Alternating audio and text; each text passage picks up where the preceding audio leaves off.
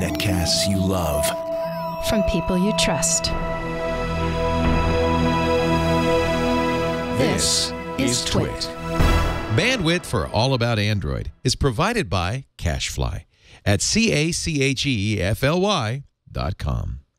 This episode of All About Android is brought to you by LegalZoom. Get your dream business up and running or take control of your family's future with LegalZoom. For special savings, visit LegalZoom.com and enter AAA at checkout.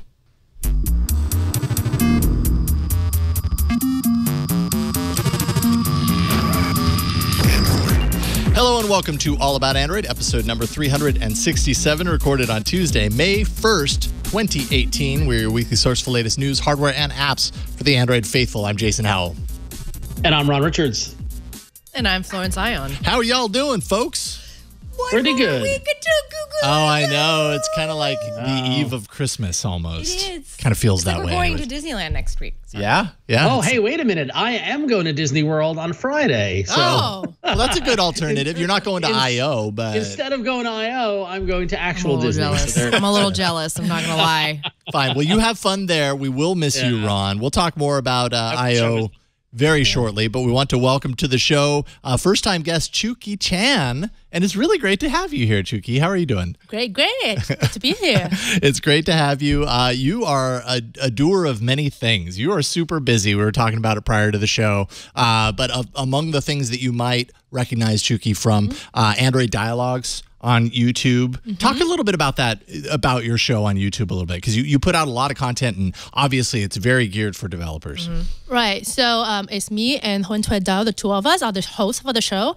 And we interview people in the Android community, mostly developers, but we also talk to designers and other people who are involved with Android.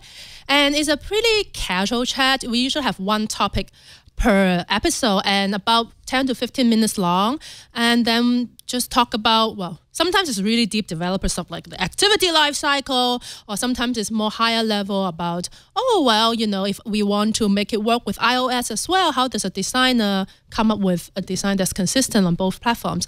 So mostly developer, and we try to have one episode a week, which for a small team of two, that's pretty aggressive. And you're doing these, so do you have like a studio that you're recording it in, or are you doing all of this kind of location-based jumping around the world? No, we mostly interview people when we are on the road at conferences. So I have a camcorder and I have a mic and a little sound recorder that I go with me. She has more stuff. Sometimes she bring lights and a boom mic and all these other things. I am lazy. I just didn't want to carry all those things. But of course, like the quality is very different. When we first started, I just used my camcorder actually.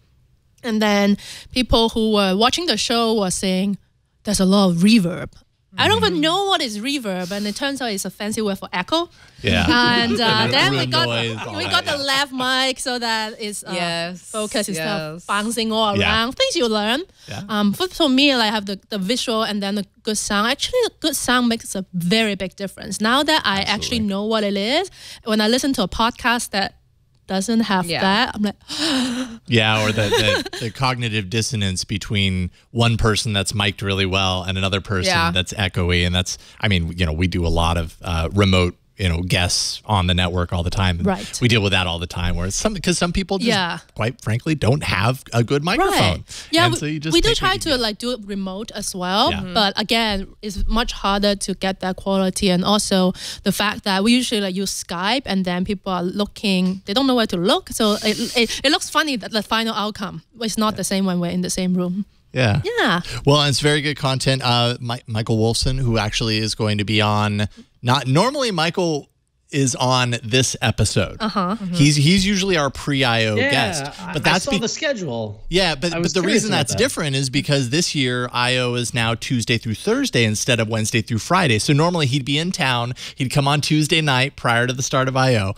So now he's coming on the post-IO episode. So you're like our Michael Wolfson today. I don't think I can. Yeah, be on behalf of one Michael Wolfson, but I bring him up because he was on your show as well. That's true. Yeah. At some point. point in the past. So he's awesome. But I definitely want to make sure that we get kind of some insight into, I think, something that's near and dear to your heart, which is 360 and Dev at 360anddev.com. Yes. And we're in like prime conference season right now, so this falls in line. Tell us a little bit about that. Yeah, so 360 and Dev is an Android conference in Denver, where I live, and it's basically kind of like the 2 months after I/O, where a lot of developers come and they talk about the technology that's announced at I/O.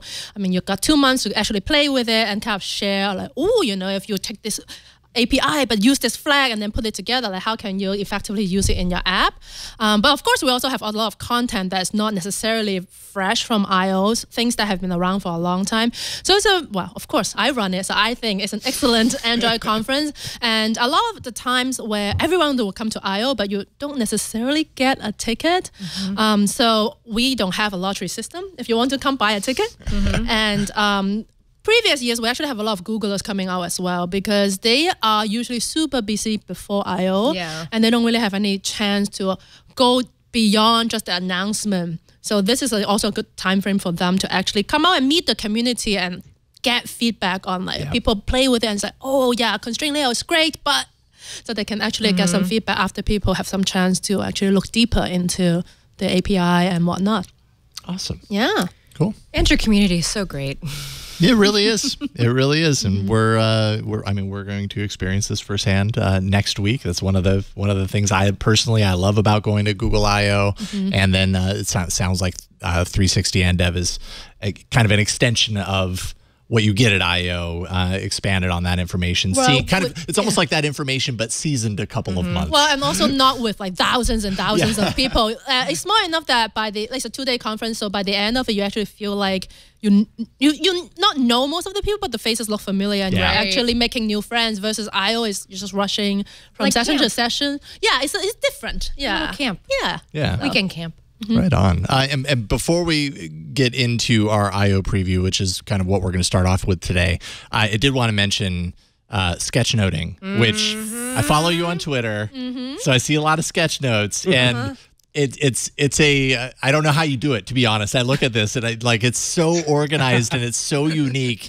And like, how did you learn how to do that? And where does that come from? What's going on ahead of you? Because that's the hard part. Yeah. So it's a combination of things. I saw someone do it like a long time ago, actually, maybe more than 6 years ago, and I thought that was amazing. And I tried to do it, but it didn't work. I think I was too hung up on drawing. I really wanted to draw, and that's the reason why I'm a developer, right? I don't actually know how to draw. And then later, I actually got a book a few years later where it showed many different styles of sketchnoting. So I started seeing people, it's not about drawing really. It's more about having information that's organized in like a 2-dimensional space, right? So that's one thing, like figuring out that, I don't have to draw all the time. It's more like putting in notes. And the second piece of it is, how do you focus and how do you actually absorb the content and then digest it and then write it down? I actually got my training wheels with live tweeting.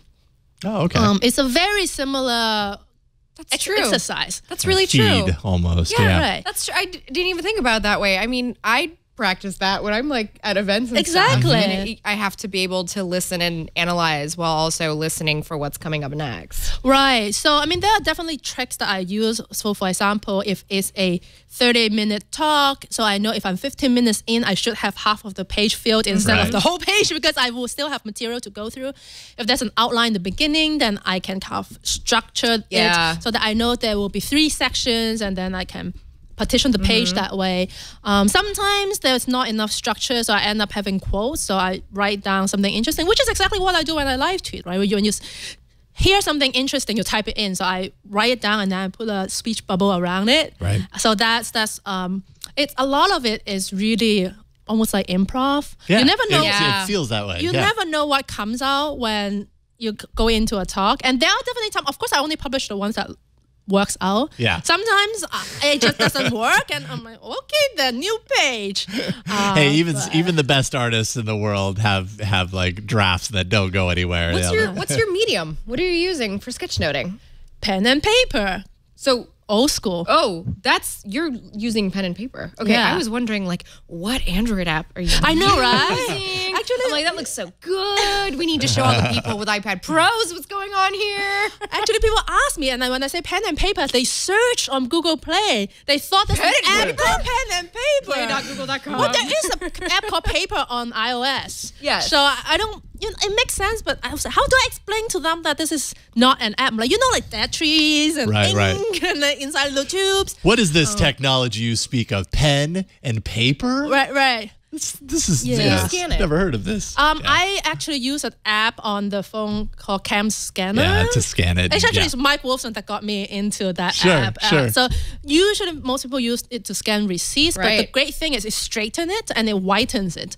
So it comes out, comes out looking like I did it digitally. Yeah. Yeah. That's awesome. That's Yeah. awesome. Very cool. I'm happy that I asked you about that because It's also a good tip for anybody who bullet journals. Yeah. Oh, yeah. As an aside, Big time. I know that's a whole. Let's not go there because I'll I take know. over the whole show. I know. I don't actually do it, but I watch a YouTube video of other people doing it and just like drew. It's an art form. It's an art form. Apparently, you need to get a bullet journal then. That's what it sounds like.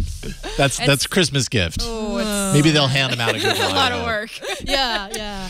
So, anyways, thank you for coming on. It's really great to have you up here to give your insight on Android and all things Android, especially this particular episode, because we are going to be talking a lot about Google I/O, kind of doing a little bit of a preview of what's to come, what we think is going to come. We also have Google's evolving podcast strategy. We missed this news last week, and it's actually really interesting. Facebook's mobile app announcements from F8. Google Tasks is a newish app that you can get, and a whole lot more. But let's start off with Google I/O preview. I look forward to this.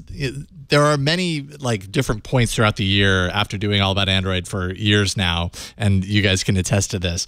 There are certain episodes that are always fun to look forward to, and this is one of those because we think we're so smart, and then after Google I/O, then we take a look at what we thought was going to happen, and we realize we aren't very smart at all. But hey, it's all based on rumors at this point. So it happens next week. Google I/O is next week, and programming note, just real quick here, no live show next week. I'm sorry. We're going to actually be interviewing some folks. I will just throw that out there, some Google folks from the show. And that recording happens on Wednesday. So the episode is going to publish to your podcast feeds either Thursday early or late Wednesday. Not really quite sure when, but that's kind of programming note from Google I/O. Flo and I are going to be there. Here's the question, though: are you going to make the Googlers that you're talking to pick apps for the arena? I'm guessing it's probably going to be a little bit of a different episode. I know. Just throwing that out there. Maybe we will still taste an Oreo because I feel like that's kind of a key component of the show. Yes. So we'll figure that out. And but there probably last won't year be we any got arena. teased with Oreos too. Yeah, I know. So. It would have worked perfectly. But anyways, what do we think we're going to see at Google I/O this year? I mean, we've got the schedule to pull from. Everybody's excited about what we're going to see. There've been a lot of rumors. I'm guaranteed we're going to see Android P developments, right? We're going to see a developer preview too. Have you been using Android P at all? Have you gotten in on the early developer preview? No, I think part of it is I only have one phone that is I can download it and I want my phone to work. Yeah. Especially when I'm traveling because I don't have a good sense of direction. So I depend on it, right? I would be completely lost without it. You'd be stranded. I mean, not last year, but the previous year, they actually at I/O, I got the Nexus 9 tablet, and that was on their list of OTAs. And that was great because then my phone, I can have a stable version of Android that I can use as a phone, and then I can have that as my development device. This time I didn't buy an extra phone so that I can have a stable phone as my primary phone, so I didn't do it yet. And not only that, there is no lower end device to install Android P on. It's Pixel devices, period. So you're spending a lot if you want to have an extra device in order to do that. $800 at Best Buy right now. I'm just looking today, for random reasons. So what do we? Is there anything that we've heard in the Assistant? You want improvements to Assistant? I just think the whole darn thing is going to be revolved around the Assistant. We've been hearing about it the last 2 years. There's been a big chunk of the keynote. Sundar talking about what a really big role AI is going to play in the future of Google's products. And I'm living it. I've got a Google living it. Home that announces to me every time somebody rings my doorbell. Like that is literally what I live in right now. How big is your house? So I live in a townhouse. I live in a townhouse, and I'm doing a lot more smart home stuff these days. Okay. So wait a minute though. So the Google Home tells you when someone rings your yes, doorbell. and wait. It gets better. It gets better. Okay. Hold on. The Nest Hello, which is what does this, recognizes our faces because it uses machine learning, and I pay for that. So it announces if it's me or my husband ringing the doorbell, or like somebody that we know, like a mailman that I've. Time out. You have a doorbell, Yes. and then the Google Home announces that the doorbell has been rung, which Yes. is the primary function of the doorbell, correct? Yes. Okay. But it echoes And then- throughout the house. So then you have the two downstairs and the one upstairs going, there's somebody at the door. And it's like this echo throughout the entire house. the purpose of the doorbell to announce that there's somebody at the house? Yes, but it tells me who is at the door. Exactly. Ron, welcome to Smart Home 2018. Anyway, yes, it's a perfect allegory for smart home. But wait a minute. So then the doorbell will recognize if it's you or your husband. Flo, how often do you ring your doorbell? Well, when I'm reviewing something, Good point. I'm ringing it. Hey, like, But if if it's like a family member, I can store their face, and then the doorbell will. Yeah. Tell you. I actually can think of one case where I would like to have something like that, Yes. which is distinguishing a real person versus UPS dropping off Yeah. something. Sure. Because sometimes they'll ring just to make sure Yeah. that you know something is there. So I don't want to rush if it's just a box waiting for me when I open the door Yeah. versus a person that's impatiently waiting. So See? that would be nice. But we're talking about facial recognition, which is again a big part of this AI push on Google's part, because hello, Nest and Google are like this. Yeah. You know, and there's a lot of we have Google Thread, which works throughout the whole like Nest ecosystem, which is their own little proprietary protocol that a lot of people don't really talk about. And that makes everything seamless in the house. And then when you add a Google Home into the mix, it's this it's your home's ecosystem now. It's no longer just on the smartphone. Well, so speaking of the Assistant and the Google Home, something that I think we'll see at this will be the evolution that we started to see at CES of Google Homes with displays. So the smart Yes, displays. that's right. The smart display. Exactly. This the concept of smart displays, and we've seen OEMs kind of have prototypes or early models. I'm very curious what Google's support of this will be, and how developers can use the Google Assistant and create experiences that are visual via a smart display like that. I think and while it's hard with Google I/O, because I know we want to we want to lean on product. I want the new phone. I want the new Google whatever the Chromecast and whatever the TV device is going to be, whatever. But remember, this is a developers conference. So so if they do announce any hardware, it's going to be like, here is new hardware that will be available later this year, right? Like that's what we've seen historically. Much like the rumored Android TV dongle that we see there on the display for those watching at home. If they announce a product, I doubt it will be available at I/O. I think it will be, this is how developers can support this product. But I really think smart displays are going to be something on the agenda. Yep, because Lenovo and LG they both announced ones at CES. We're still waiting for those to kind of hit the market. Those are coming soon. I have no idea what that user interface is going to be like, or how that's going to change how I'm using the Assistant. I imagine it'll just be an extension of what's going on the phone. A little screen that pops up. And from what I understand, smart displays based in a roundabout sort of way, almost directly on Android things. And apparently that's a very big thing. at Google I/O, there's 8 sessions on Android things. Wow. And it's still in a developer preview after 2 years. So that almost makes it feel like almost certainty that we're going to see some sort of maybe official kind of move into Android things. 2 years. 2 years of developer preview, 8 sessions devoted to it. They're probably gearing up for some big And those announcement around things, that. what do those things What do those do? things? Smart Machine displays. learning. Yes, that's right. Yeah. That's right. The system there all you over go. the place. All over the place. It's all over the place. Heading back to Android P really quick before we move on. Material Design 2, we know we're going to see a lot about that. We're already kind of starting to see that. Maybe a little bit more dialogue around what we're looking at and why, because Google likes to think very highly about its kind of ethos on why it chose material design years ago when Matias Duarte showed it off on stage. It was very high level thinking on like, we chose this because of, you know, the organic overlay and, you know, all this stuff. So Google's going to have a good descriptor around what material design is. Why did we curve now? Yes. That's all I want to know. Why- Why did we curve the corners? Why the drop shadow? Gestures. Also something called Assistant Slices API, which apparently is surfacing app content outside of the app itself, possibly inside of a notification. That sounds hot. I mean, I don't know what else to say. It sounds great. I'm excited. I'm sure that does sound I get hot. really excited about this stuff, and it's, you know, it's like speed dating. It's Android. Yeah, it's kind of like Android is kind of like speed dating. Yes, it is. What else? Flutter SDK. Well, talk about things that, like, if you look at the schedule and the hints that it drops, the Flutter SDK has 6 sessions devoted to it. Are you familiar with I have to imagine you are way more familiar with the Flutter SDK and all of its implications than I am, Mr. Non-Developer. So what can you tell us about this, and are you excited for it? Yeah, well, I am very excited, but I have to put a disclaimer that the only thing I've done is compile the Hello World, so I didn't go too deep on it.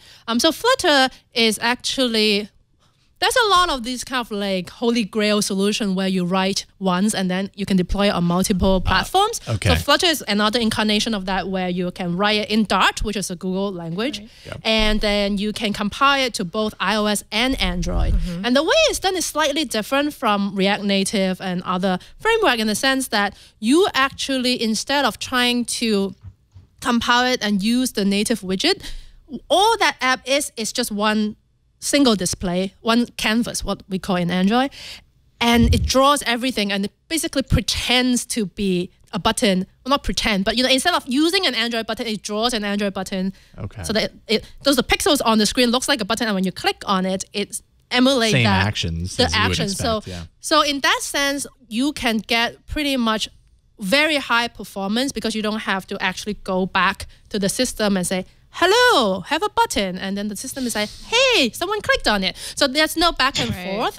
So in terms of performance, I'm very excited about that because, for example, React, I don't know how deep you all want to know about this, but React is run on a JavaScript engine, which means that it's interpreted, so that back and forth tends to be slow. So that part is very exciting because it's actually a cross-platform solution that have the performance that you will want for animation, for like scrolling a long list. Like if you run a JavaScript-based thing and you have thousands of items scrolling, it just doesn't have the kind of smooth scroll that you will want to have a native feel. So they have exactly the same way of doing things on iOS and Android. And it's very interesting because the way they layer things. So everything is a widget. And then kind of at the last level, it either is a Cupertino widget, which is an iOS themed versus a material one. Oh, okay. So yeah, and there's a lot of exciting things for developers in terms of development speed and whatnot. But I mostly find it promising because I think it actually will have the level of performance that you will need to have an app that is actually nice to use versus, oh, there's an app that I can develop quickly, but it's not delightful to use. Then what's the point? Right. Yeah. Yeah. And what's interesting, I read Ron Amadio from Ars Technica wrote about this, and he posits that Fuchsia, which is that mystery OS that we've been hearing now for a couple of years, and slowly, like it was installed on a Pixel book and showed off, but it's really early stages. He basically posits that Fuchsia will continue its development and maybe be ready for prime time in some way in 2020. Getting the developer support for Flutter would be one step in that alternate universe because Flutter is the app platform for Fuchsia. And so the idea being, well, or at least one way to interpret that could be that, maybe at some point in the future, Fuchsia is like some sort of a replacement for Android when all that's built up. And getting developer support for Flutter now is one way to kind of lay the groundwork for that, so to speak. Is it for Android or is it for Chrome? Or is it for Chrome? Because I really feel like Android and Chrome are two different. Well, I feel that way too. But I feel like Google might not. Well, but I also feel like Google would know better. I mean, just based on like the fact that Apple hasn't like ham-fisted OS 10 or whatever into the iPhone interface, I feel is the same reason that Google wouldn't do that sort of thing because it doesn't work. Yeah. It doesn't work to have a one-size-fits-all. Yeah. Well, unless it's a beanie. Beanie's the only way. Beanies or scarves are the only things that can be one size fits all. I challenge that though, Flo. Okay. Actually, I think at some point in our future, an OS that is one size fits all across mobile, tablet, desktop can exist. Whether or not that can exist by bolting it on to an existing mobile OS or a desktop OS, I agree with you. That doesn't work. Right. But if you imagine it from the ground up, I imagine that there's got to be a way to, because they're, again, I said these are just computers in our hands. Yeah, true. These, and I think taking OS 10 or Windows or whatever it is, and then trying to cram that into a phone, or taking iOS or Android and expanding it to a display device for a desktop isn't the way to go. But maybe Fuchsia is. Maybe it's the way, like maybe they dreamt it from a desktop down approach or whatever, and it runs Android apps because they figured it out. I don't know. You know me, I'm an eternal optimist, but I don't think it's impossible. So. Yeah. Yes. Good points on both sides. So, and Thank maybe you, diplomatic Jason. Obviously, we're going to know more after Google I/O. If there are all of these sessions devoted to it, we'll get a better understanding of how less than a whole Google week. actually feels about it. No one's counting, but yes. Yes. Yeah? Sorry. I just want Right around the to corner. make all of you excited out there. This time next week, we're going to know everything. It's true. And we won't be able After to the talk about keynote. it on this show. Because there's no show next week. Yeah, there's We no. record the next day. No live show. Anyways, we already kind of talked a little bit about the Android TV stick. That's a rumor. It passed through FCC. I don't think so.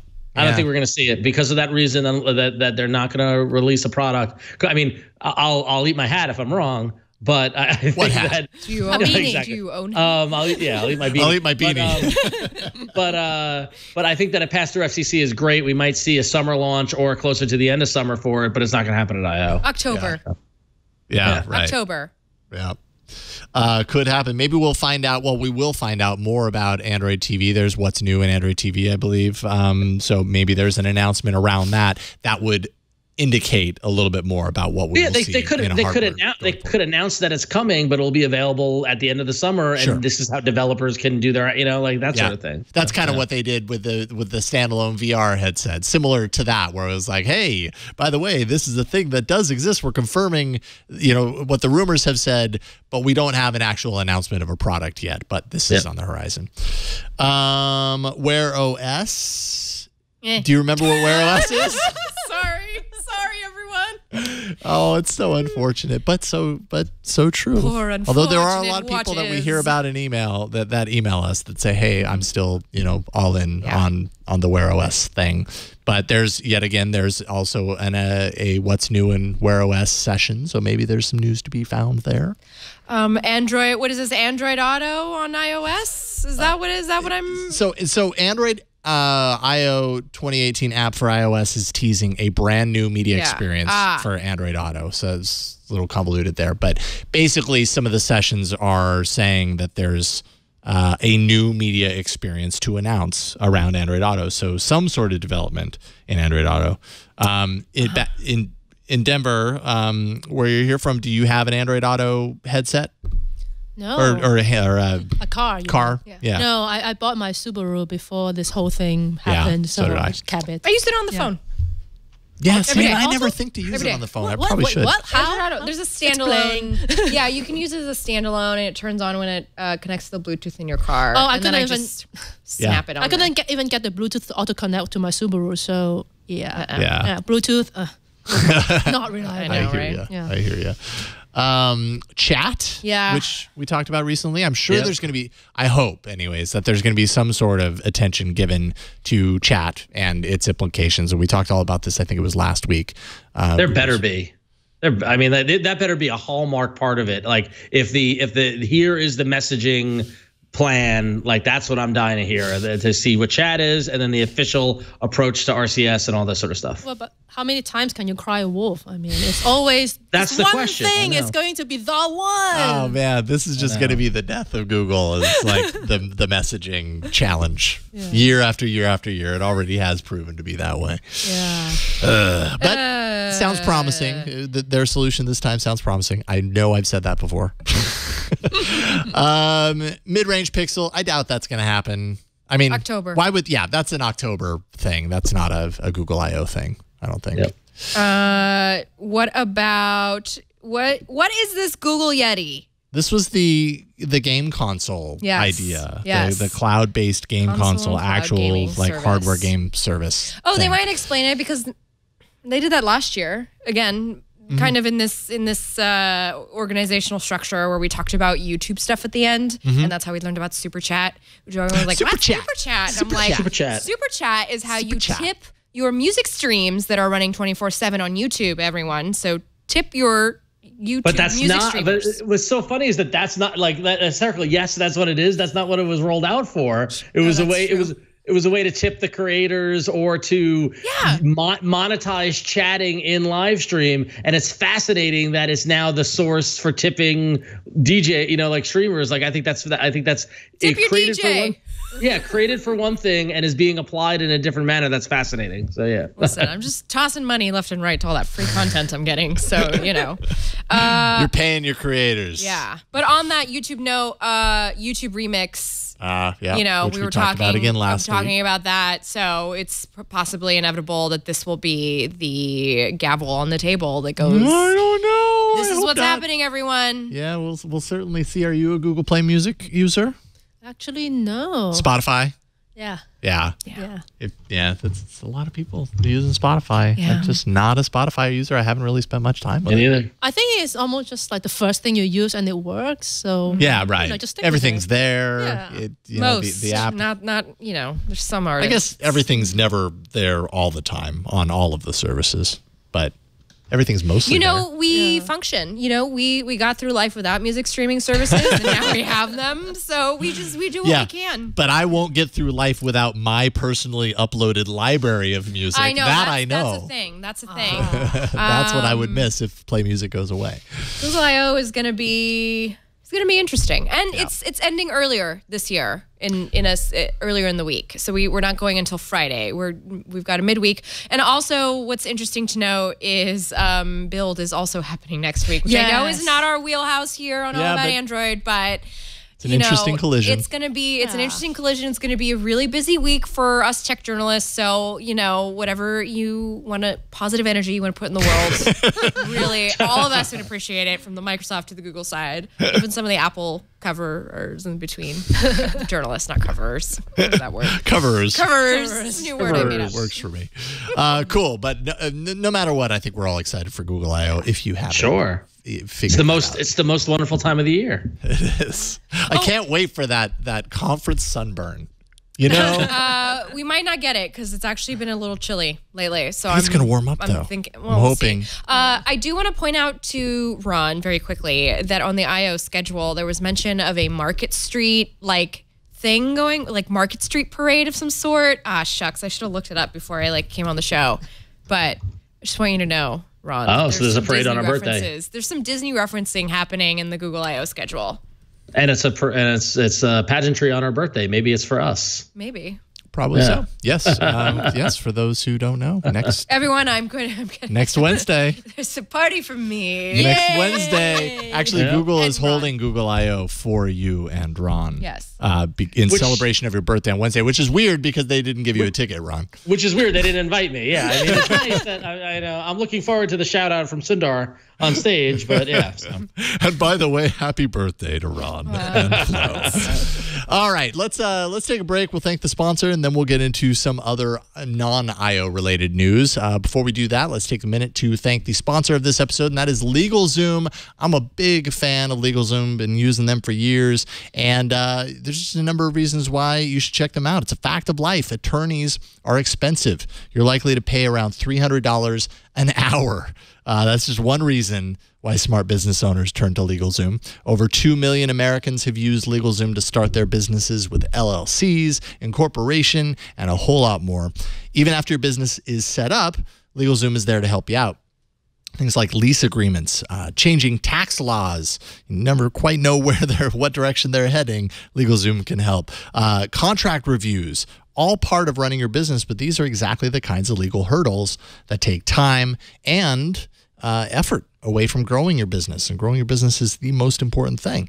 That's why LegalZoom created their business legal plan. With it, you get legal advice for your business from vetted independent attorneys and tax professionals available in every state. You'll also receive access to NDAs and more. The best part is you won't get charged by the hour, since LegalZoom is not a law firm. Instead, you just pay one low upfront price. Check out LegalZoom's business legal plan at LegalZoom.com now. You'll get special savings when you enter promo code AAA in the referral box at checkout. LegalZoom, where life meets legal. That's LegalZoom.com and enter promo code AAA for special savings. And we thank LegalZoom for their support of All About Android and the Twit Network. Victor, I do not want you to not have your opportunity, so it's time for the news. Jason can't live without his Google Play Music, but I can't live without Android news. Who can? That's right. Nobody can live without this Android news. Who can live without Google Android News and Alphabet and all the things we talk about on this show? Google. So we missed this last week, and then I did This Week in Google the day later, and I was like, how did this not end up in the show? Because it's actually really interesting. Google has plans. It's super interesting, but it's not Android specific though. I do think it's interesting because of what we do and what we are, but it's not really Android. But well, they make some comments that allude to apps, but it's adjacent. It's adjacent, but yes, let's talk about adjacent. Yes, it's Android adjacent. Android adjacent. Not Jason. Android adjacent. Google has plans to change its podcast strategy. If you haven't read it by now, Pacific Content has published a 5-part series that dives into a podcast network, by the way. All of this in detail. Thank you for that one. I'll have to look up what shows they're doing. To be separate from Google Play Music's podcast feature. So right now in Google Play Music, we have the podcast feature. I don't use it. I use Pocket Casts. I don't use it. No. Pocket Cast all the way. Yeah. Pocket Casts. And I feel like to some degree, like, okay, great. It's nice that Google has an official podcast offering of some sort, but it's really kind of underwhelming. There's no video capability. It's in Play Music, which who would think to look into something called Play Music to find it? I guess it's audio, so that's probably why they put it there. But it feels like hidden. It feels not that easily accessible. Hey guys, don't forget to go to the iTunes store right after this and make sure to leave a review, because that really helps us get some visibility so people can find this podcast. That's true, because what is it, like 80% of podcast listenership comes from iOS devices, and Google realized this. And so now they're planning to kind of focus a little bit more on their strategy. They say making podcasts in search a first-class citizen, in the sense that when you search for podcasts, those would be embedded in your search results. Like a card. Yeah, like a card in the search results. Yeah, exactly. And and actually, they're working out ways to pick apart the actual spoken word that's within a podcast. So up until now, podcast has just been this recorded audio or video. And if you want to search any of the stuff that we're talking about, like, that's impossible. It's just search for the name of the podcast or the people on it and pull it. But Machine learning. They've spent all this time doing transcripts on YouTube. If you go to YouTube now, everything's like automatically transcribed now, and it's really good. Yep. Yeah. Do you guys remember when we were surprised by this in Google Voice? Sorry, Shuki. I'm just going to say that was a part of the reason why we ended up having a YouTube channel versus podcast. I feel like the way people consume the two are very different. And podcast is kind of something that's off the side. You know, you listen to it in the car and then you forgot about it. You will not go rate it or share it or actually click on the links that was mentioned, because you cannot click it when you're in the car. It's like radio. Right. Yeah, versus when we have a YouTube channel, then we can put in the show note and you're watching it and the show note's right there, so you can actually follow up, and so you will. So I feel like I'm not sure if this is going to change that dynamic, but it's very different. Yeah, it would certainly help it. They're talking about possibly including traditional podcast app features.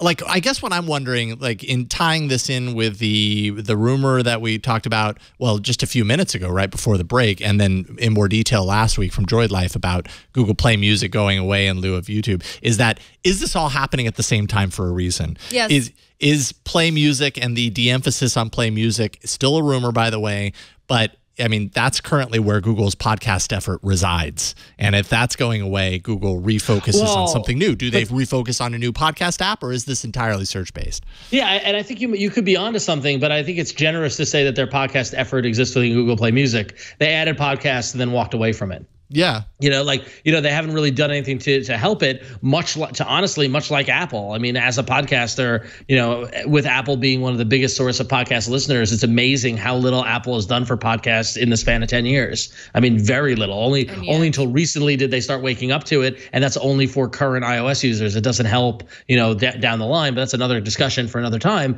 But the timing of this could be really interesting and maybe revealed at Google I/O in terms of what the future of YouTube Music and Google Play Music, and if Google Play Music then becomes a relic, what happens to the podcast aspect? We a couple of weeks ago we talked about how they were integrating podcasts into the search app. Remember, and they were kind of doing a more deeper kind of integration there, making it more natural to just the phone experience. But I think if they come out with podcast player like functionality, if they come out with an actual app, or just figure out how to make it native to the phone. I mean, if I'm Pocket Casts, if I'm Dogcatcher, if I'm all those Castbox, like Android is great because there's this whole breeding ground of podcast apps out there that are options out there because there's no iTunes for Google for Android users. If Google steps in and does that, that's going to be huge for podcasters because it could increase their reach. As somebody who produces podcasts at a corporate level, it's very difficult to drive a subscribe button because it's iTunes and then a list of everything else. Yes, but if you just have that one Google link, that will be a lot easier, but it will also potentially decimate the player, the podcast player app field on the Android side. So we got to watch this one very closely because it's in the nature of what we do. But it's going to be very interesting if this whole deep dive is true. Mm-hmm. I do feel like iTunes also, like just Apple has a better way of editorializing what's going on in iTunes. Like when you go to iTunes, it is a portal to all this entertainment that's offered on your iOS device. And what I have seen Apple do over the years is that they will spotlight like podcasts and podcast hosts and things like that. And I don't see a lot of that. I see spotlight.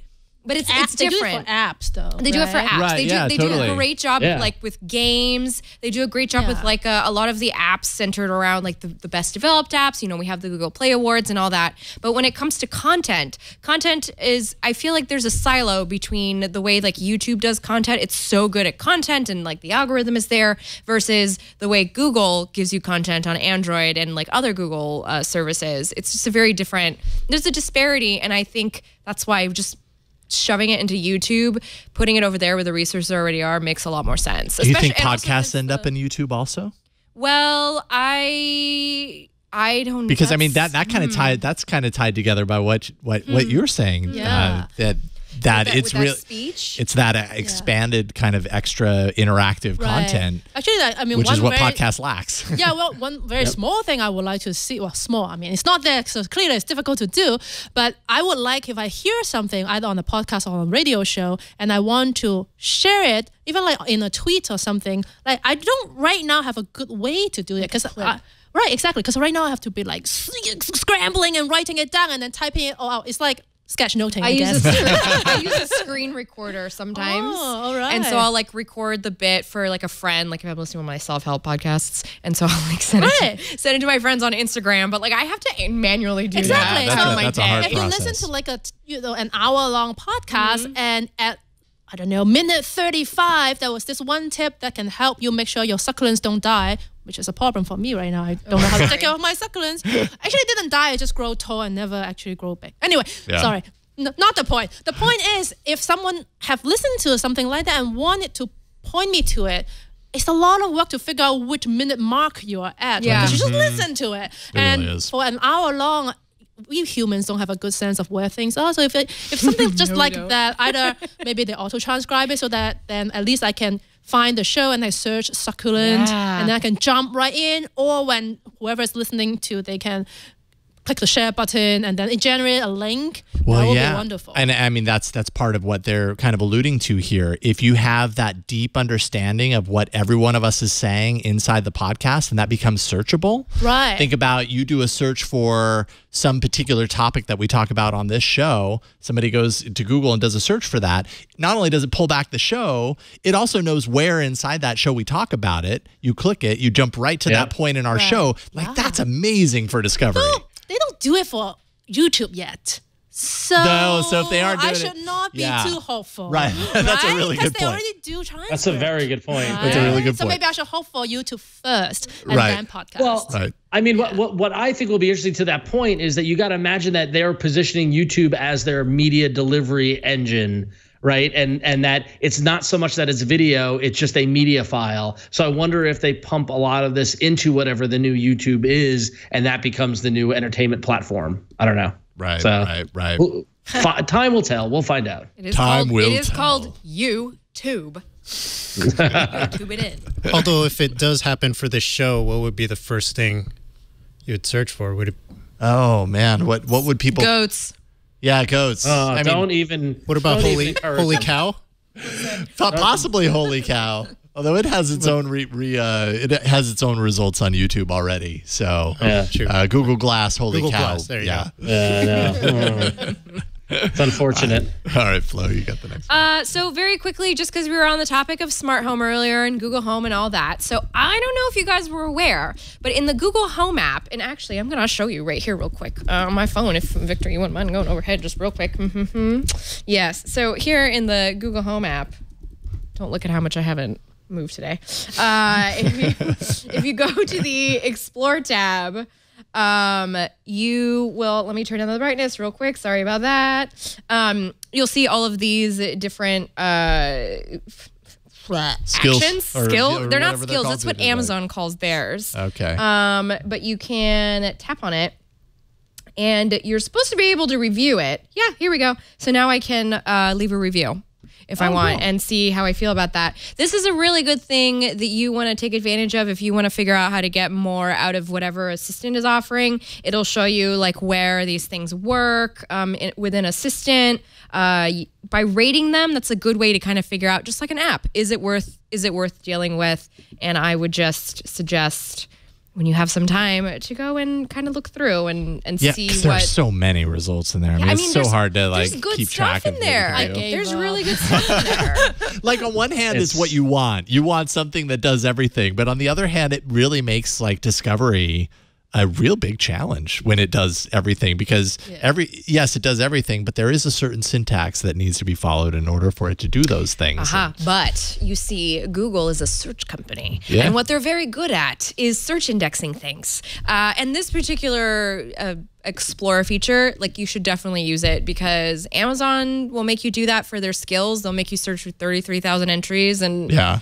I mean, Google's got a fraction of that, but they're there, so you should go see what your assistant can do, because let me tell you. What can your assistant do for you? I mean, listen, if we could, after I.O., let's talk about it, because I have been living with these things, and let me tell you, they can, you can check on your flights, you can book flight, you can do all the, like, it's just, it's But do you want almost to? over. No. It's fun. You can just do it. It's like I tweeted earlier this week, which I'm going to bring up this tweet, even though nobody got it, is that I feel like I live in the house from blank check after he deposited the check. Yeah, see, I realized when I saw that tweet that was outside of my childhood It was a kid experience. movie when I was a kid, where the kid gets like $1 million. No, I remember The it house, was a like, Disney talks to movie. him, I keep wondering at what point I'm going to introduce that to my children, because it'll be a new movie for all of us, because I never saw it. So, and then I will understand your joke, and I'll go back to that tweet and I will heart it. Anyway, let's check out some app news, Yeah. Victor. It's time for some apps. That's okay. I like that music too. yeah, I really do. I like that music as well. Take two. Take two. I like the sound of the button being pressed. Yes. Cha-chunk. It's like you're slapping the bass, man. All right, Ron, you got this one. So there's been a lot of hubbub in the world of Google and apps and stuff like that because finally, after many, many years, Gmail is finally getting a much-needed redesign, and a lot of interesting things have come out of that. One of them is Google Tasks. Google Tasks has been buried in Gmail. But what they've done now, and it's been around for a couple of years on the website of things, but they've rolled out as part of the G Suite a Google Tasks app that is beautifully designed, dare say Material Design 2 esque, and it's a very nice, clean, white base, rounded corners kind of design of an app to basically help you manage your task list.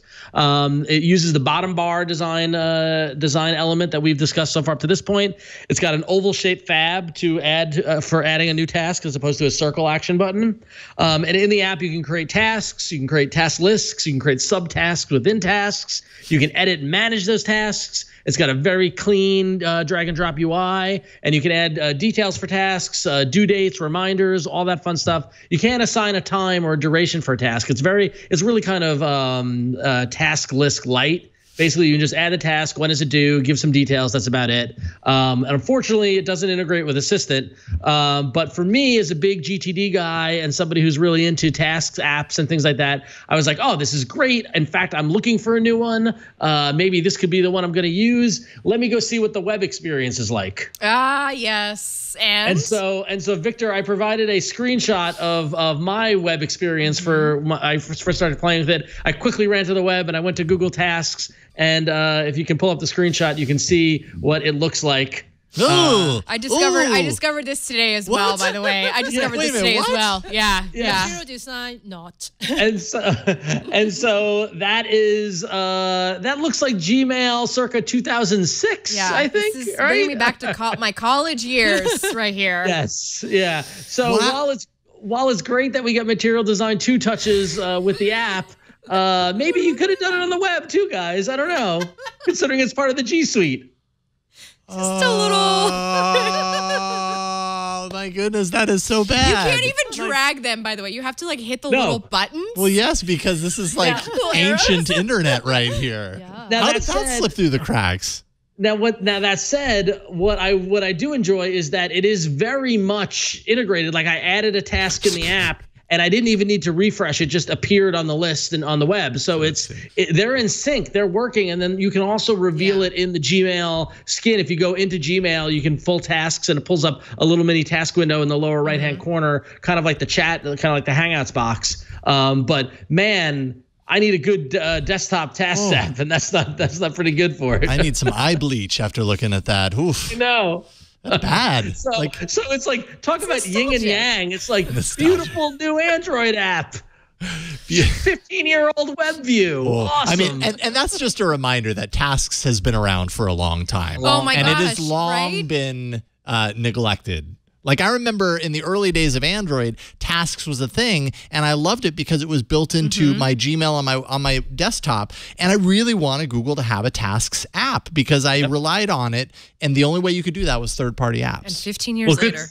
Good news now, you finally have it, but and you they don't didn't have the change other thing. anything else. Yeah, what was funny is I was showing my wife this app, and she was like, "Google Tasks isn't new. That's in Gmail. I've been using it for years." And I was like, "Really?" And she's the one who showed me the little pop up in Gmail. Are you using Inbox? Maybe that's why. No, I don't use Inbox. I'm on regular Gmail. I just never used it. Yeah, because when I saw the task thing, and I was like, oh, I guess I used to have it, and it disappeared. No, it didn't disappear. I moved to Inbox. Yeah. I think it's still in Gmail itself. And when now in the new redesign, it's still in Gmail, and now it's redesigned to look really nice there, but the actual web page for it, oh boy, that hurts a little bit.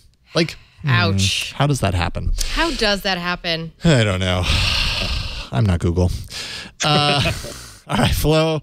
Facebook happened today, apparently. So I am talking about Facebook today. We're talking about Facebook.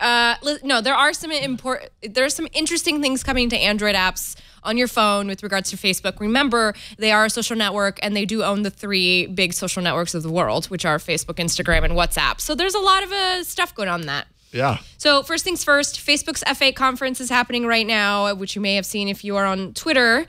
Messenger is getting a big redesign coming soon that's aiming for simplicity.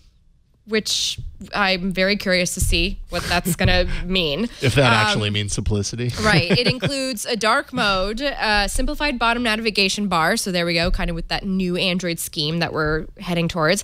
Ever-present camera video chat buttons up top. Of course, again, sort of inspiring us to use Facebook and its platform to talk to our friends and families.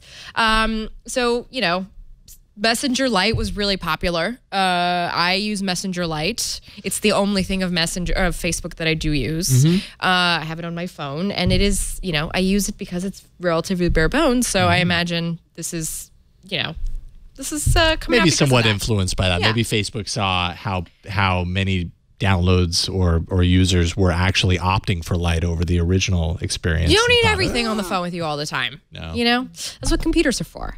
WhatsApp is also getting an update. It's getting support for group video calls in the coming months. So up to 4 participants. Will also include stickers in the mix. Yay.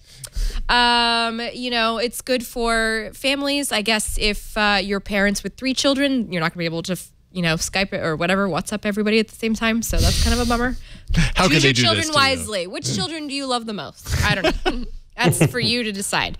Instagram is also getting an update. I was very excited about this one. This is why I gave it to you. Yes. You know me so well. Instagram will be updating to include video chat support. I have a feeling I'm going to be using this because it's been kind of hard to get the iOS friends onto Duo because it's, you know, another app. They've tried. They asked what I preferred, but they already have Instagram on their phone. And that's Duo how we talk is all the I gotta time convince now. you to do it. Yeah, we don't text anymore. It takes too long. And with Google's messaging, nobody wants me to be the green bubble anymore. So, you know, one-on-one and group video chat will be added. Right now, they're testing the feature, be released soon, which, you know, will happen before you even know it.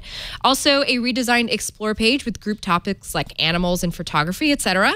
Kind of to help to make browsing for interesting content a little easier, since right now it's kind of a sporadic mess of whatever it is that you like.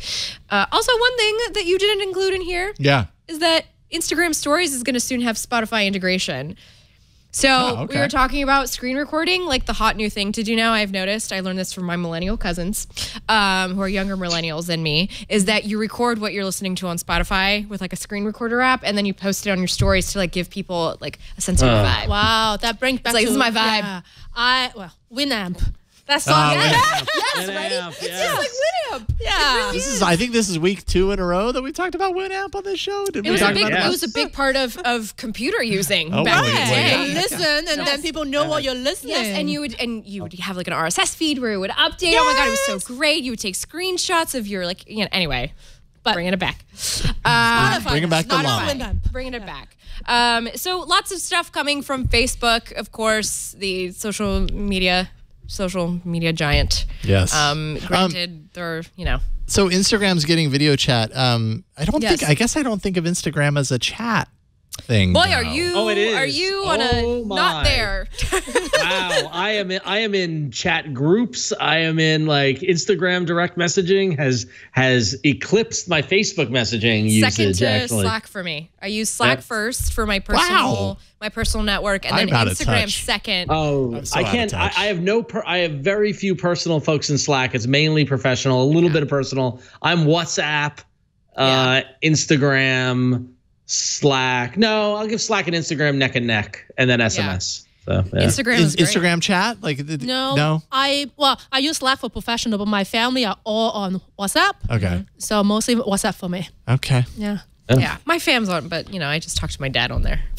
It's just my dad. Well, my family's in Hong Kong, and it's a different Yeah, market. my dad is overseas, so that's why we're using it. Yeah, exactly. Yeah. So All right, that's what Facebook's up to. And then Infiltrating real our quick, lives. before we get to an email here, further evidence that YouTube is nearing a big update related to YouTube Red. We talked a little bit last week about YouTube and, you know, upcoming changes and everything. How does that affect YouTube Red, which is kind of like the ad-free YouTube thing? Well, Android Police says that the new YouTube APK has an image showing YouTube Premium, so it might be labeled as premium, which kind of makes sense. It makes a whole lot more sense than Red. Red was one of those names that was like, Huh? What does that even mean? What does that even mean? Oh yeah, I just and there's a lot of it's red is not good. It's association with other things on the internet, and okay. Which is probably part of the reason why I'm just gonna I'm thinking about it, and I'm just saying it. Yeah, I always mix it up for the other thing. So,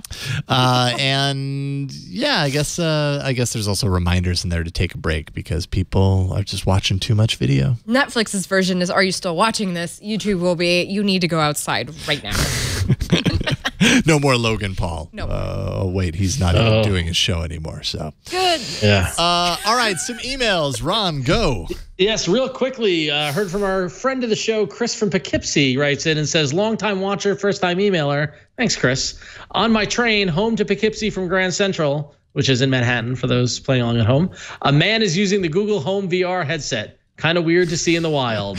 And I gotta say, seeing somebody in a VR headset on a train, that's a new one. I haven't seen it yet. Have you guys seen this in the wild yet? Waiting for the plane. I figured I'd see it on the plane first. Yeah. So maybe when I go see the fam soon. I've definitely heard and seen pictures that have been, kind But of in like real memes. life. But I've never RIL. seen it in real life. Right. But I've seen the meme treatment of, oh, hey, check out this person I saw on the train wearing Which VR. could be doctored.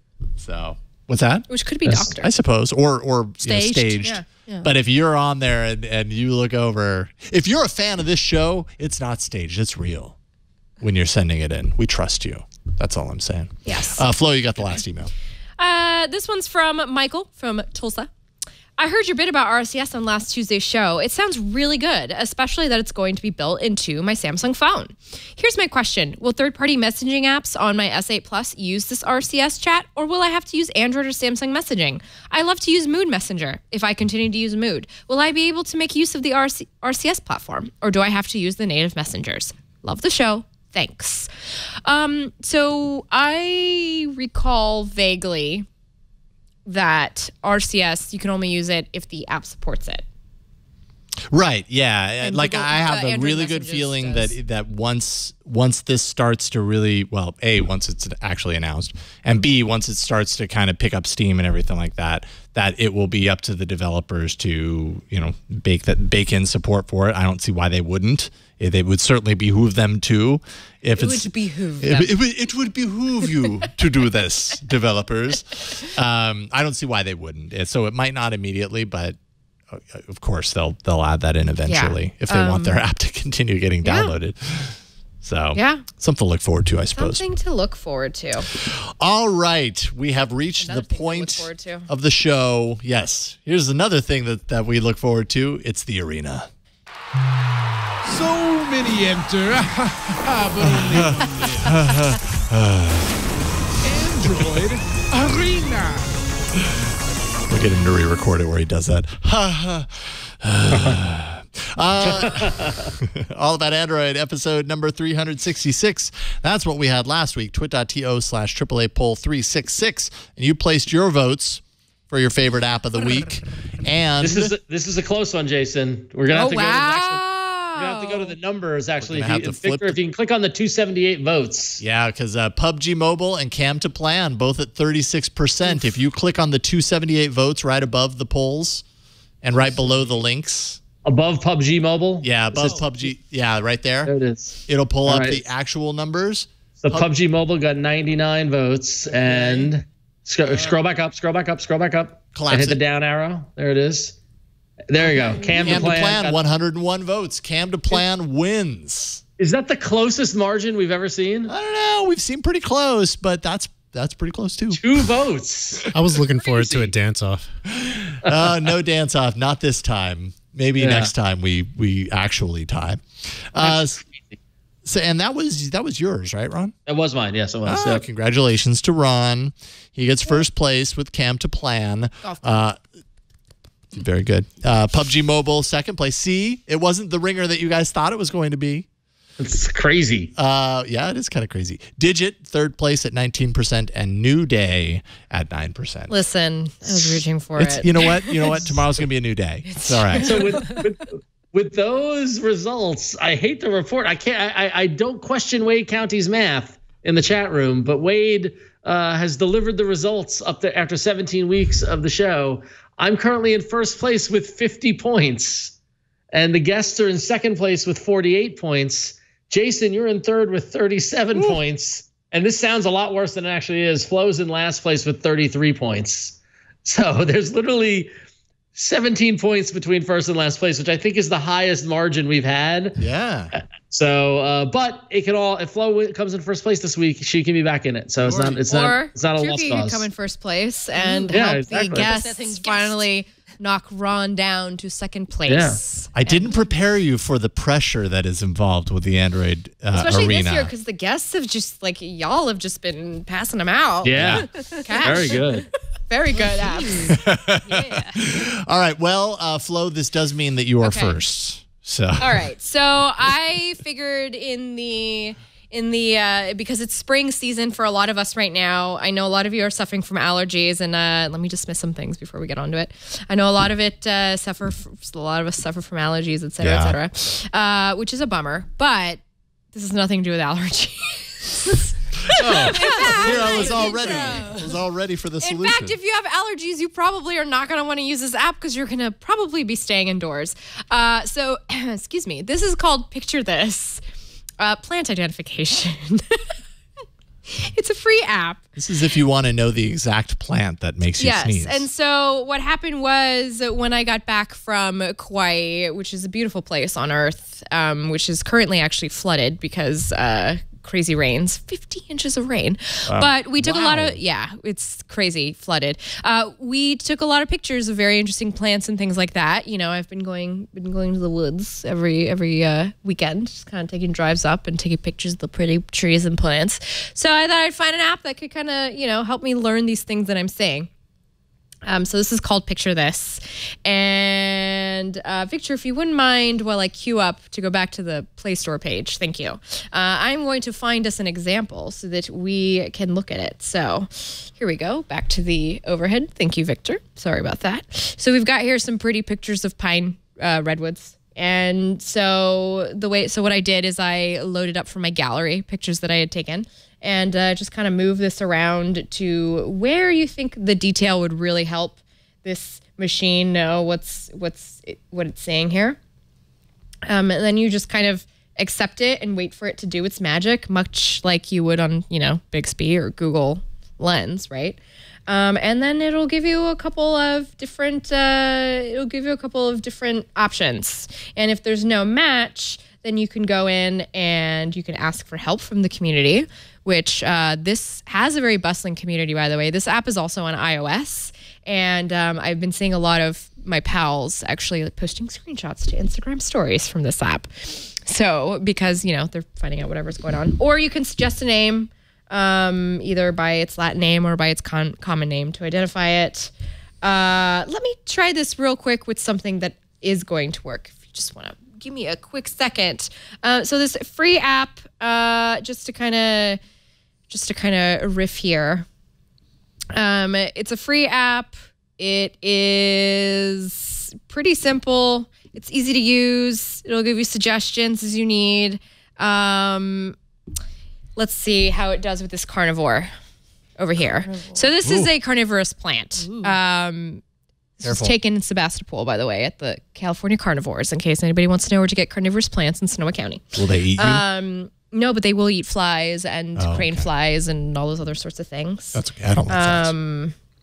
So let's see if it'll identify this. Let's see. Ooh, swamp pitcher plant, mucuna. Oh, I think it's this one. Yes. No, I'm wrong. It's not. Anyway, but you can choose. Find a close match or whatever. Find a close match, kind of help the algorithm, add a comment if you need to. Swamp pitcher plant. Yes, and when you are part of the community, by the way, it posts your name randomly. So my name is Sad Rose, which really, if you think about it, is very, very, very low. Sad. Anyway. Sorry. Don't end your review on a downer. Anyway, picture this. It's been around for a couple of years. It's a very popular app. If you're into being outside and you don't have allergies, maybe this is a fun app to carry you into the spring. And get out there, take a nature walk. Just kind of like, although every time I bring any feel-good apps to this arena, if people don't want to feel good, so maybe I don't know. If you're feeling good, yeah. I feel like I experience that too when I bring feel-good apps. You just never know what you're going to get, though. It's true. You never know what you're going to get. So it's called Picture This, one word, Picture This, plant identification, and that is free. Thank you, Flo. I will show off my app, and actually, my app, it's called Busy Kid. So, those of you who don't have children, you're going to tune out immediately. But that's okay, because those of you who do and are trying to figure out how you incentivize your kids to, do chores and work around the house, this is one way to do it. And I'm interested in the approach here. By the way, we actually interviewed Greg Merced, who's the founder of Busy Kid, on Tech News Weekly back on episode 25. So that's how this kind of first came on my radar. And it's an interesting approach to kind of monetizing the work that is to be done around your home and pulling your kid into the experience and also showing them, giving them some sort of sense of responsibility around money, which is kind of what it's all about. So you can see here, this is the Howell family. I've got the free plan here. I'm not paying for the full plan. The full plan is $14.95 per year. You can try it out for free for 30 days. But so I'm the parent, right? So I can log in as myself. My super secret password, which no one will ever guess, is 1234. There we go. And that allows me to go in. This is my dashboard, and this is my daughter, Lucy. And I also set up, an account for her, which I'll show off in a second. If your kid has a phone of their own, the idea is that you would install this app on their phone or their tablet or whatever. And they can go in here and kind of see what their money-making options are or what their responsibilities are. And if they hold those responsibilities, they end up getting paid. And I'll talk about that in a second. But basically, at this point, this is telling me that Lucy has done enough work to earn $1. Payout is every Friday. Every Friday is payday as far as Busy Kid is concerned. And I could go in here and, kind of track what she's assigned to do. Is she assigned to make her bed on a weekly basis? Great. She does that. She gets $1. Is she assigned to load the dishwasher on a daily basis? Every time she does that, she gets 50 cents. All that kind of stuff. And you can add, new activities to it. By the way, she apparently watered the indoor plants. That was worth $1. It automatically approves it, but I can go in there and disapprove it if I find that they weren't watered and retract that $1, nice. Right? So it gives you a little bit of a, yes, I see what you did there. If she's doing particularly good, you could send a bonus. You just add a little extra money there, you add a note, and it's just kind of an interesting approach. Now, let's switch. I'm going to sign out of my account. Reminds me of my chore calendar when I was a kid. Exactly. I had stamps and not money. Lucy's super secret PIN. We'll go ahead and enter that in, and we'll go in here. So if my daughter had this installed on her device, this is what she would have. She would have her balance, $1, paid on May 4th. She could move that, and the idea behind that is that you can actually set this up to transfer into different categories. Are you saving this money? Are you planning to spend it? Are you planning to invest it? You can share it, so that's like if you want to give it to like a charity or whatever, you can set that up. But there's also integrated investing in here if you want to teach them how to use the stock market so that they can buy a stock and follow its progress and stuff like that, so they can use their money in different ways. But essentially, they go down here and they can see, I need to make my bed. Hey, I did that. They tap, I did that. That then sends a message to me as the parent to tell me, hey, they did it. I can check it. And if they did, I can give them their payout. I did it. I did it. I like that. And so she's made her bed and she's watered her indoor plants. Right now, $2 unless I decide to retract it. It's just kind of an interesting way to kind of, I don't know, teach kids about money, which I feel like very often kids don't learn how to be responsible or in today's modern age. Like we do so much with money now that is very digital. It's very, it's not tangible. We don't really carry around cash as much as we used to. It's all kind of in this world of digitalness. And so a part of this is that you can actually, for I think it's like $5, $5.46, you can give your kid a Busy Kid branded Visa card that has access to this money. So then they learn how to use their card when they go to Target to buy whatever that thing is that they want to get at Target. Yeah, right. And they just kind of get into a point of being able to manage the money on their own. And you can help guide them through it. I think it's an that. interesting approach. $14.95 per year is basically slightly more than $1 per month. So if you like this and you think this is a kind of a cool way to Buy stock in Google. buy stock in Google, buy stock in McDonald's. Do they let you buy partial stock? Because it will stay for what a I'm long wondering. Yeah, time to buy I know. one Certain Google stock you're going to be saving a while, kid. Yeah. Yeah, that's a lot of Barbies. I'm just saying. But anyways, it's a cool educational tool, and maybe it makes things a little easier around the home, and who knows, maybe things actually get clean. So there you go. It's called Busy Kid. You should check it out. All right, Chuki, you have an app that you want to show off. It's possible that we might get an instant app out of it. Is that right? We'll see. All right, so let's So see how this works on the display. So just going to the Play Store. This app is called Paper Football. It's actually a logic game. No guarantee that the instant app part of the experience will work, but we'll try. So instead of clicking install, I'm going to click on try now and see if we get the instant app experience. Yay. So it asked me, of course, to continue, and I will accept the part. So I will do that. So now I downloaded, which is super fast, so great Wi-Fi here. So this app is a logic game in the sense that this is a tutorial. You can move this football, and then it's you versus the opponent, and you want to score it. So you take turns to make moves. But if you move through a point that's already there, you get an extra move. Also, if you go through the edge, you also get an extra move. So that's it. So I'm here. I want to go there. So let me go there. And then the AI will try to get the ball on the other way. So I'm just going to show you how, if you go back to a point that you've done it, then it's still my turn. So I can make another one. So you can't keep going. I'm not going to finish the game. Also, I have not played it enough to actually win yet. So I cannot show you that how to win. But it looks deceptively simple. But like I said, I haven't won yet. So probably I'm too naive in terms of like, I want to go that way, because what you want to do is to plan ahead. So that look at that, right? It just got so much more ahead because it went through the existing points. Right. So yeah, very simple app. I like it because that's literally what you do. You have a single screen and then you go through. And then for those of you who haven't tried Instant App yet, that is also a great way to see how that experience is. Yeah, I mean, it pulled up immediately. Yeah, like, that you was didn't even so really quick. have to wait for it. That's awesome. And then you're just using it. Yeah, and then it counts the number of moves. And then if you have finished it, and you can challenge yourself and see if you can do it in fewer moves. So yeah. Nice. It's called now, are all the play fields the same play field? It's just, or do they change at all?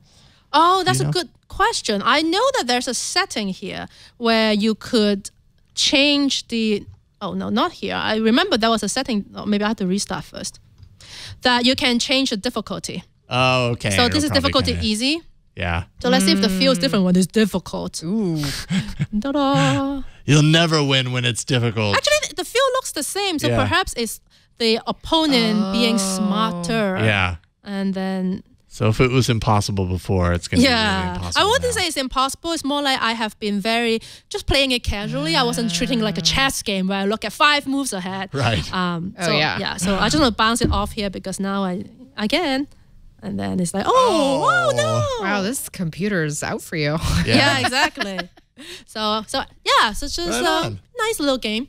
Awesome. That's called Paper Football. It's a logic game. And if you want to try it before you download it, you can do Instant App. Just go to the Play Store page for it on your mobile device, and it says just like try it now, right? Yeah. That's so cool.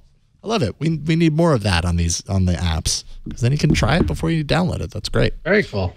All right, Ron, it is your turn to have it installed.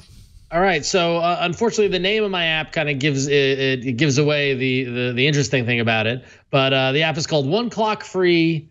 And then, of course, it's got the descriptive text in the Google Play Store. 1 clock free, multiple alarms with 1 click. And basically what it is it's an alarm clock app that looks very similar to the default clock app within Android. It defaults to the alarm view. It also has a timer and a stopwatch if you swipe through or look on the top.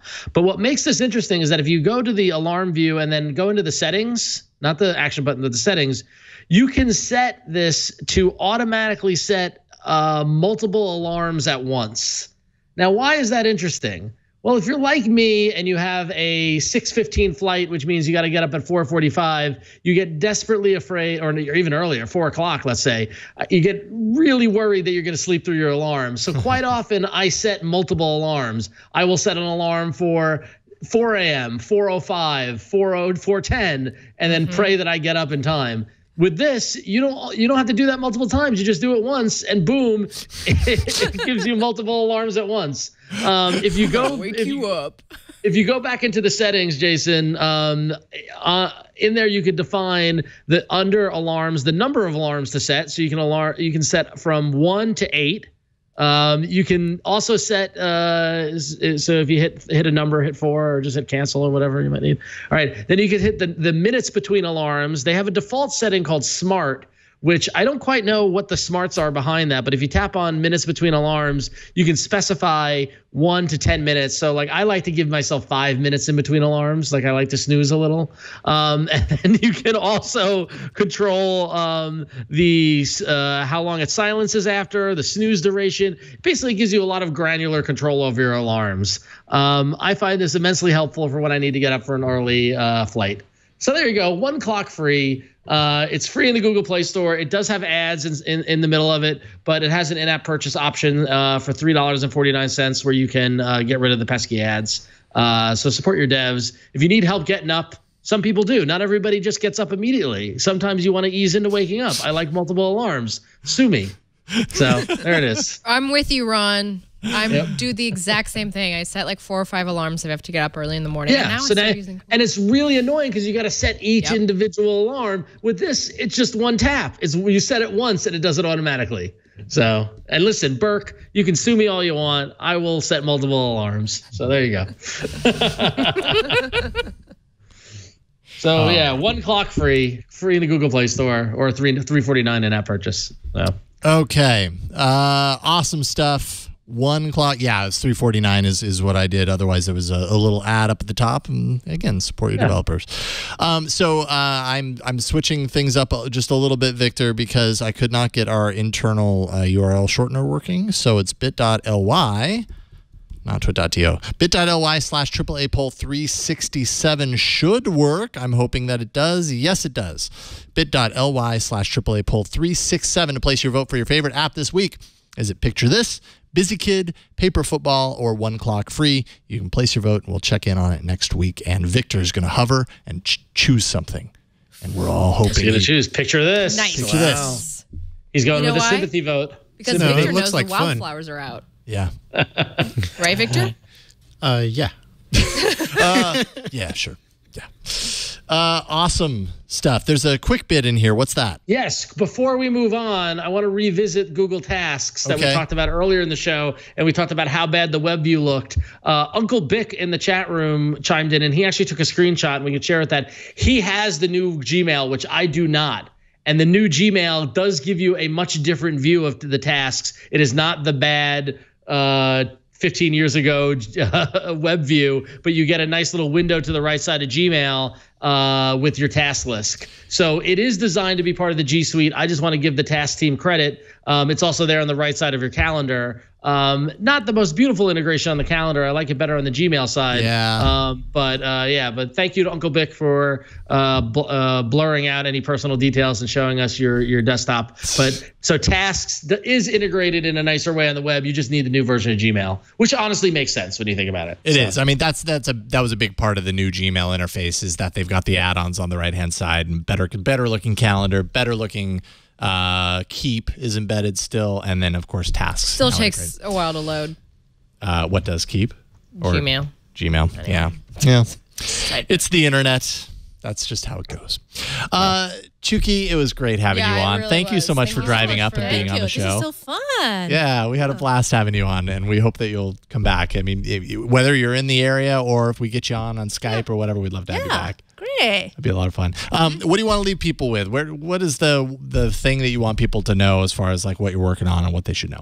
Well, kind of talk about that already. 360 NDev, my conference, is going to be July 19th and 20th in Denver. So that's a Thursday and Friday. I will encourage you to come, attend, and also hang out for the weekend. July is beautiful. If you like hiking, it's gorgeous. There's still some snow on the mountain, so you see this snow-capped mountain. And depending on what trail you go on, that's a trail that I really like because there's a very high chance of seeing moose up close. Wow. Nice. So it's... You're enticing me with the moose. well, I mean... You had me at moose. You had me at moose. Right. So check it out. It's just a really fun crowd as well because it's a relatively small conference. So people really just have fun and learn from each other. So that will be what I want to leave the audience with. Right the conference. on. Cool. Perfect. And that is 360andev.com. Yes. Cool. Thank you so much. Yeah. Flo, what's new in your world? What's the new Flo news? I will be updating my website, florenceLion.com, this week with what I've been working on the last month. I just started writing that blog post today. It's like the first time I'm doing it. Like, here's what Flo's been doing blog posts. It's been very interesting experience. The 15 minutes I did it today. I've got a bunch of reviews coming out in the smart home section. I will be updating you all on Twitter and on the blog, and of course, keep up with us next week. Oh, There's yeah. a lot going on next week. Heck yeah. We're looking forward to it. Yeah. We're going to have some fun. Cool. Well, I'll see you at the show. Yeah. And I'll see you at the show. Yeah. I won't see you at the show, Ron. But you have fun see you at at the Walt show. Disney World. Yeah, you I'm will. very, very jealous. I was so upset that I'm not going to I/O that I booked a trip to Disney World just to get my mind off of it. No, I'm only going for the weekend. I'll be there Friday through Sunday. So follow me on Instagram at RonXO on the ever popular Instagram, and you probably see some posting from Disney as I'm channeling my jealousy of not being at I/O. So follow me on Instagram at RonXO. You can also follow me on Twitter at RonXO, where I post nonsense that you don't understand what it means. But I was hoping to be talking about what I've been working on today. And Jason and I were texting earlier because Jason asked if I had anything special to talk about. Let me tell you, folks, hardware is hard. And I know, and I feel like that's been a theme on this show for many years. It has. And I'm finding out the hard way. Not that it's bad. It's and I'll tell a little bit about it. I am working on a hardware project that involves electronics and computers and apps and things like that. It's not going to be, I think, what anybody on the show expects. Although once you hear about it, it will make sense. So there you go. But yeah, we're getting ready to announce our plans and our beta program. But we held back because sometimes you got to make the prudent decision. Yep. So hopefully in upcoming weeks I'll have more to announce. But things are happening in the background, so very exciting. So stay tuned. Awesome. Well, I can't wait. You take the time you need. I took 3 years to be done with my album, so I get it. Which I got in the mail the other day. Oh, did you? So, no, Yes, I hold did. on. Look, I've got it right here. I've got it literally right here. Hey. And Jason signed it. I know, he signed it. Aren't you happy you have my signature, Ron? I finally signed your. It's got a CD. It's What is a amazing. CD? I don't have anything to put this in, but I have it. So it's Good. very exciting and it's nice. And Jason says a big thanks to everyone who supports my music on Kickstarter and beyond. And I'm not upset that he didn't thank us specifically. So there you go. It's okay. I only had so much room. Also got a yellow gold CD. Like, this is so cool. Oh, This is- yeah, you have that? Oh, that was part of it. I got it. Yeah. This is- Right on. it's so cool. Awesome. I love it. Well, I'm happy you got it. So I guess what I'm saying is that took me 3 years. So you take all the time you need, Ron. It's okay. It comes out when it's ready, right? We got there. Yeah. Well, I can't wait to hear what you have in store. By the way, that can be found at yellowgoldmusic.com. That's all I need to say about that. Victor, thank you once again for being the master of ceremonies. Oh, no problem. No red weddings happening under your watch, Victor. It's almost like you put me on the spot every week, so I don't know what to say. That's good enough. I almost feel like we've done our job when I say thank you so boisterously that all I get from you is, you're welcome. One of these days I'll have something to say. It's all good, man. We're happy to have you along. Leave us a voicemail, 347-SHOW-AAA. Send us an email, AAA@twit.tv. Find us on Twitter. We are at Android Show. Android Arena apps list can be found at twit.to/ Android apps. You can also find all the Oreos that we're eating, twit.to/Oreo. Show notes and past episodes. This is probably the most important one, twit.tv/AAA. That's where you'll find all the information about this show. All the podcast, back episodes, all that kind of stuff can be found there.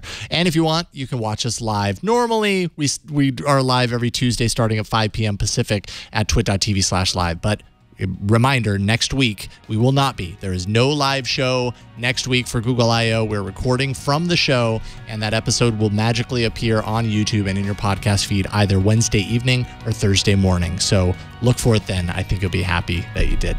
Thank you for joining us for another episode of All About Android. We'll see you all next week, and happy Google I.O. Eve, kind of, sort of. Very close. We'll see you guys later. Bye, everybody. Bye. Happy Google I.O. Yay.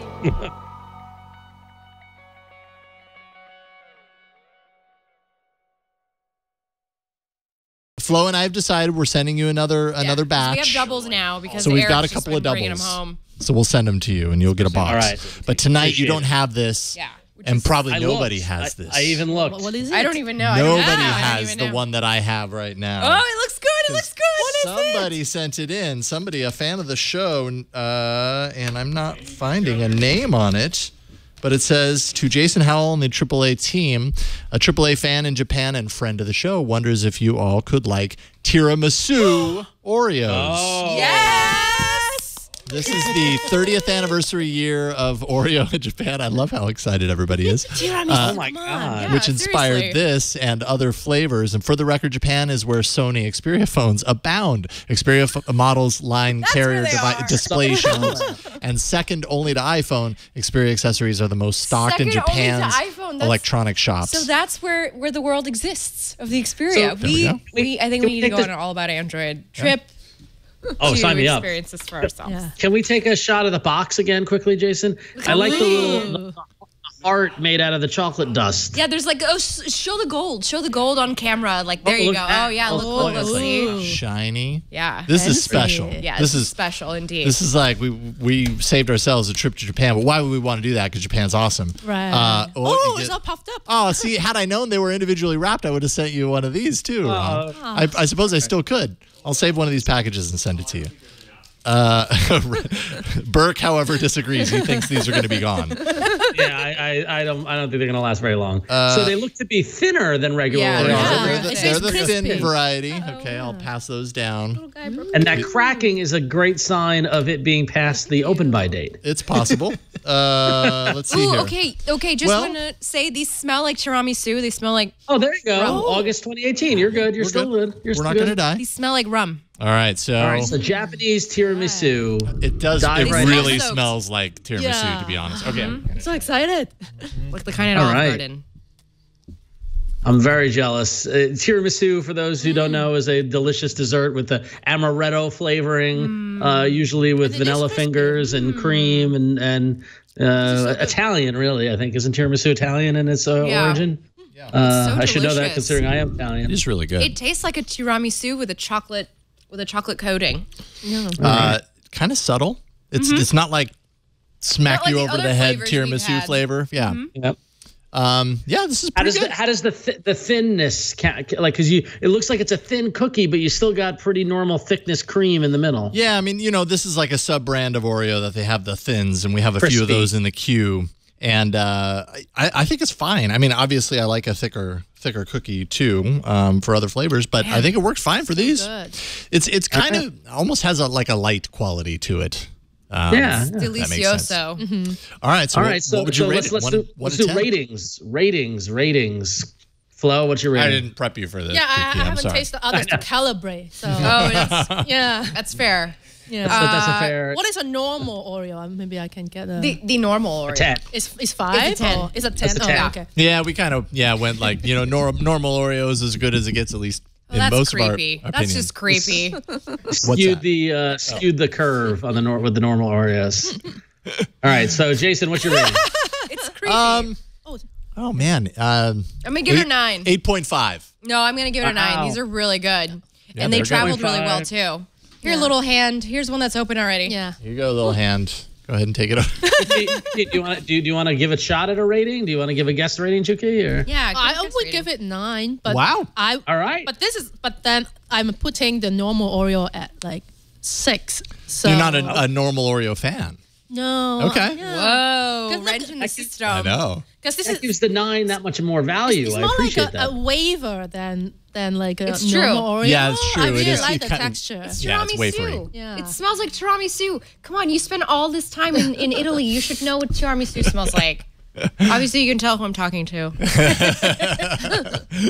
Of all people, Padres is like, Come on, offended Padre. by the fact that this is a tiramisu Oreo. So was that enough, Jason, to tell Leo and Padre Lisa took it to apart. He didn't fill even their eat it as a luggages with whole. it? It just Yeah, melted. On the way home. Leo and Lisa, if you're listening or watching, load up an extra suitcase full of these, and we'll give them to everyone that listens. Am I promising too much? We I might don't know. have to, because if Google throws a wrench in our plans and is like, "Hey, let's actually announce what Android P is," like that's just gonna. Maybe Android T is going to be tiramisu. That would be. Oh, that would be delicious. Oh. Throwing Then that we out could there. do We'll check in regular on it in 5 tiramisu years. and pistachio tiramisu and mango tiramisu and And gluten-free so on and so forth. tiramisu if that exists. Yeah.